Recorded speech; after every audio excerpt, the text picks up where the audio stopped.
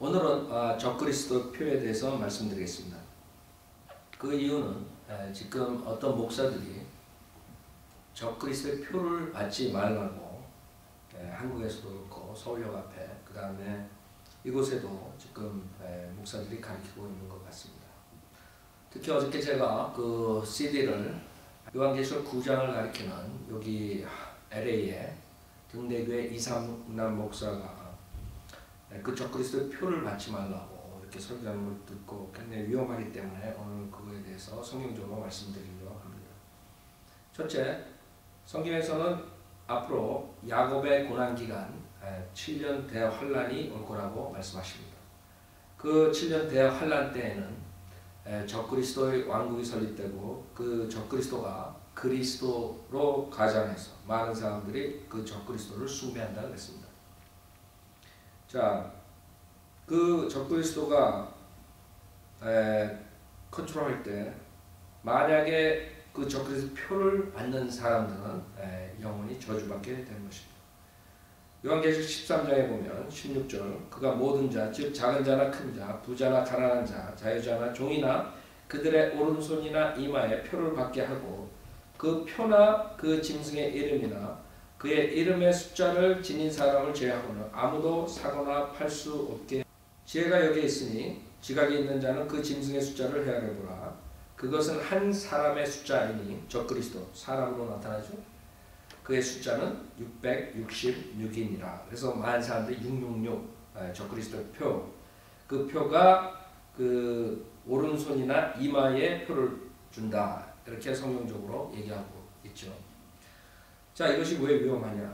만약에 지금 우리 교회 은혜복음 시대에 적그리스도를 받지 말라 이렇게 얘기하는 것은 실질적으로 우리가 예수 그리스도를 믿음만으로 구원을 받고 영원한 생명을 얻는다. 그것을 부정하는 것입니다. 지금 교회 시대는 어떠한 행위 없이 회개하는 마음으로 예수 그리스도 구세주로 영접할 때 여러분이 거듭나는 것이고 지옥으로부터 구원받는 것이고 영생을 선물로 받는 것입니다. 근데 만약에 구원받은 사람이 적그리스도 표를 받아서 영원히 저주받는다면 그것은 절대로 교회 시대, 은혜복음 시대에 있을 수가 없는 것입니다. 그래서 이상남 목사가 지금 성도들, 교인들에게 적그리스도 표를 받지 말아야 됩니다.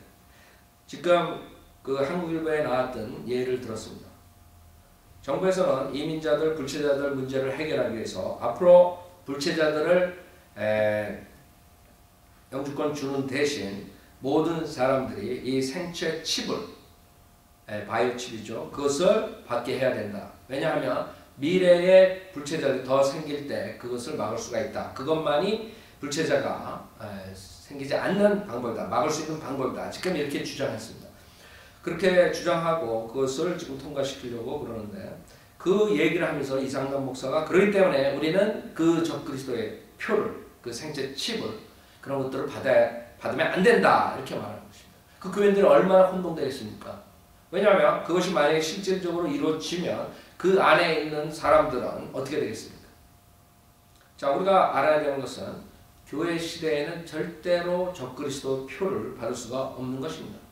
적그리스도 표는 교회 시대에 오는 것이 아니라 교회가 휴거되고 그 다음에 이 세상에 그 적그리스도의 왕국을 설립할 때, 즉 구원받은 자들은 이 세상에 남아있는 것이 아니라 휴거된다는 것입니다. 그 뒤에 적그리스도 왕국에서 컨트롤하는 방법으로 적그리스도의 표를 주는 것이지 지금 우리가 그것을 사실 지금부터 그런 생체칩 뭐 이런 것들 아이디어를 내놓고 실질적으로 대환란 때는 그렇게 적그리스도의 표를 받을 수가 있는 것이죠. 그렇다고 우리가 지금 그것을 받지 말아야 된다 이렇게 얘기하면 여러분이 믿음만으로 구원받고 영생을 얻는다는 그런 교리를 깡그리채 없애버리는 것입니다. 여러분은 구원받고 난 다음에 어떠한 죄를 져도 여러분은 구원을 받았기 때문에 지옥 가는 게 아니에요. 그렇다고 해서 여러분이 어떠한 죄를 져도 된다는 것이 아니라 성경에서는 성령을 쫓아가고 육신을 쫓아가지 말라고 죄를 짓지 말라 하지만 구원받은 사람도 얼마든지 구원받지 못한 사람이 짓는 죄를 질 수가 있는 것입니다. 다윗도 간음하죠. 다윗도 살인한다. 여러분들이 많은 사람들이 죄를 졌기 때문에 지옥에 간다 그러면 곤란한 문제들이 많이 생기는 것입니다. 특히 교회 시대에 구원받은 사람은 절대적으로 지옥에 갈 수가 없는 것입니다. 여러분 안에 성령님이 계시기 때문에 여러분의 죄를 질 때 찔림을 주지만 여러분이 그것을 무시하고 죄를 또 질 수가 있는 것입니다. 그렇기 때문에 여러분이 적그리스도를 표를 받지 말아야 된다. 그 믿음을 끝까지 지켜야 된다. 이런 모든 것들은 은혜 복음을 무시하는 것이고 결국엔 믿음뿐만 아니라 행위가 있어야지 구원을 받는다는 그런 아이디어를 주는 것입니다. 자, 그러면 어떻게 우리가 적그리스도의 표를 지금 교회 시대에 받지 않아도 됐니? 그 다음에 그런 표를 우리가 받지 않는가?